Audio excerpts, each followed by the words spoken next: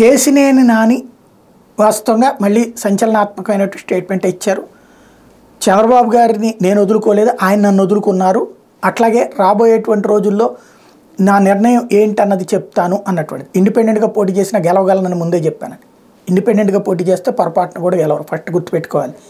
పార్టీతో కేసినేని ఉంటే గెలుపుకి ఎక్కువ అవకాశాలు ఉన్నాయి. వితౌట్ అయితే కనుక పార్టీ ఓటమికి ఆయన కారణం అవుతారు, కానీ పార్టీ గెలవడం అసాధ్యమే. ఇదే ఆయన గెలవడం అసాధ్యం అవుతుంది. రెండవది, రాజకీయంగా శాశ్వతంగా పార్టీకి దూరం అవుతారు. తెలుగుదేశం శ్రేణుల్లో ఇప్పటికి కూడా కేసినేని నాని అంటే తీవ్రమైనటువంటి అభిమానం ఉంది, ప్రేమ ఉంది. పార్టీ కోసం పనిచేశాడు, పార్టీ కోసమే ఇప్పటికి కూడా ఆలోచిస్తున్నాడు, బాబు గారిని కూడా కన్విన్స్ చేసే ప్రయత్నం చేస్తున్నాడు. అవతల కొంతమంది స్వార్థపరులు ఉన్నారన్నటువంటి ఫీలింగ్ ఉంది. కానీ పార్టీ ఓటమికే, అంటే తను ఇండిపెండెంట్గా పోటీ చేస్తే తను గెలవడు, పార్టీని గెలవనివాడు. కాబట్టి అది జాగ్రత్తగా చూసుకుని నిర్ణయం తీసుకోవాల్సి ఉంది. కేసినేని నాని పార్టీ శ్రేయోభిలాషిగా అట్లాగే ఉంటే నష్టమేం లేదు.